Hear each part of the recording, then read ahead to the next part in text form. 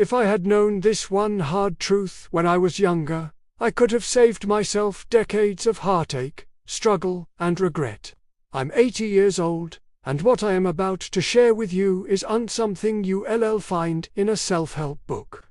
This is raw, unfiltered wisdom earned through a lifetime of mistakes, triumphs, and watching the world change around me. Stick with me, because this single idea might just change the entire course of your life. When I was in my 20s, I thought I had all the time in the world. Time felt infinite, like a bank account with no limit. I chased promotions, worked late nights, and told myself I'd make time for my family and my passions later. Later, when I had more money. Later, when I was more settled. Later, when the kids were grown. But here's the first lesson I learned the hard way. Later is a thief. Time isn't a renewable resource.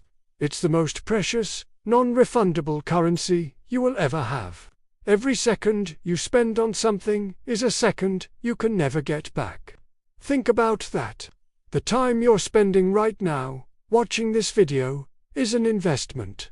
I hope to make it a worthwhile one. The biggest regret of my generation wasn't the failures we had, but the chances we didn't take because we were waiting for the perfect moment. That moment never comes. The perfect moment is now. It's the only moment you are guaranteed. Don't trade your time for things that don't fill your soul. Your career is important, but it will never hug you back when you're feeling lost. Your possessions are nice, but they won't hold your hand on your deathbed. This brings me to my second point: relationships. We live in a world obsessed with followers, likes, and connections. But I'm talking about real, deep, meaningful relationships. Over my 80 years, I've seen friendships come and go. I've outlived many of the people I loved most. And what I can tell you with absolute certainty is that the quality of your life is directly proportional to the quality of your relationships. It's not about how many people know your name, but how many people truly know your heart. I remember spending so much energy trying to impress people who, in the grand scheme of things, didn't matter. I neglected quiet evenings with my wife to attend networking events. I missed my son's school play because of a deadline. These are the ghosts that haunt you, not the deals you lost or the promotions you missed. So, who are your people? The ones you can call at 3 a.m. The ones who have seen you at your worst and still love you. Nurture those relationships like they are the most valuable asset you own, because they are. Forgive quickly, love generously, and be present. Put your phone down when you're with them. Really listen. These small acts of presence are the building blocks of a life without relational regret. Let's talk about success. Our society has a very narrow definition of success, doesn't it? It's usually tied to a job title, a bank account balance, or the size of your house. I chased that version of success for a long, long time.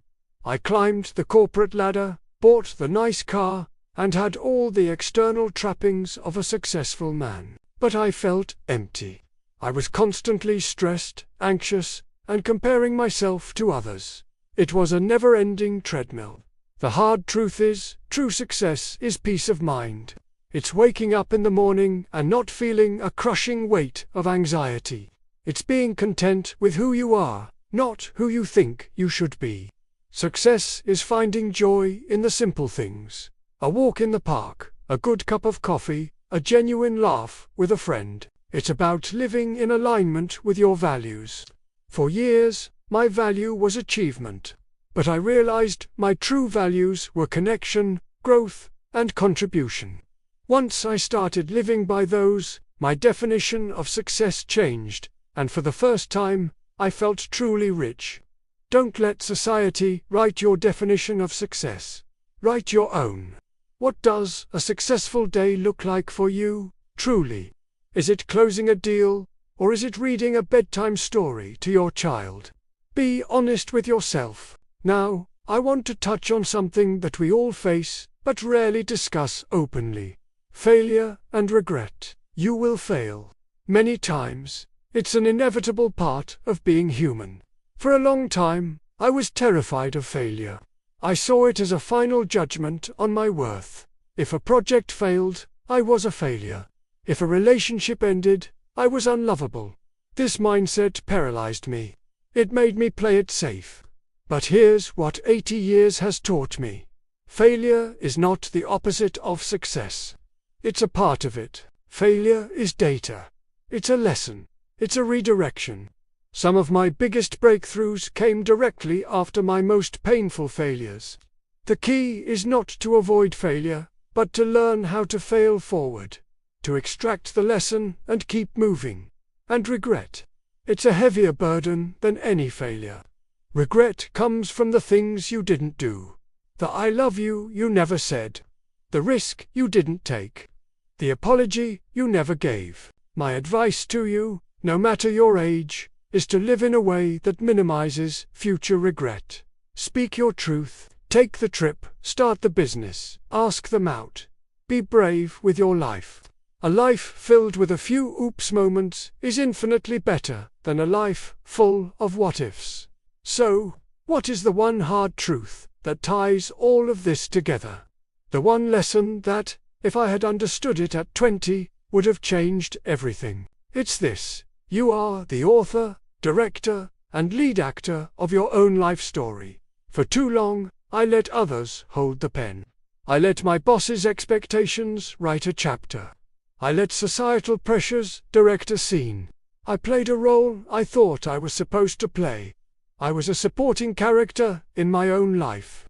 The moment you realize that you have the ultimate power and responsibility to write your own story is the moment your life truly begins.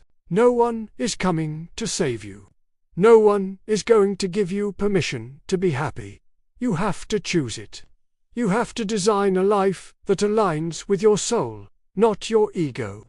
It means making hard choices. It might mean disappointing some people.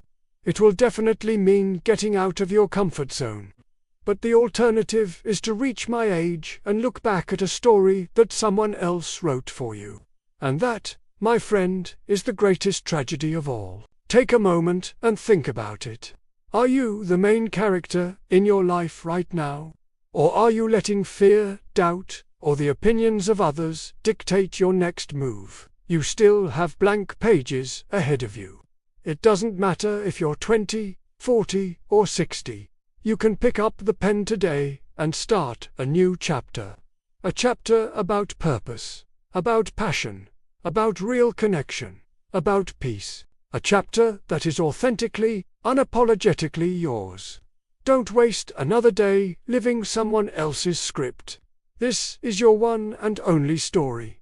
Make it a masterpiece. Thank you for letting me share a piece of my story with you.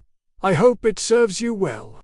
If this resonated with you, please subscribe for more real stories and real advice from people who have been there.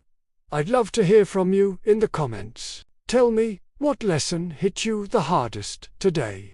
And what's one thing you're going to change after hearing this? I read every single comment, and your stories mean the world to me. Go out there and live a life you'll be proud to look back on. Thanks for watching.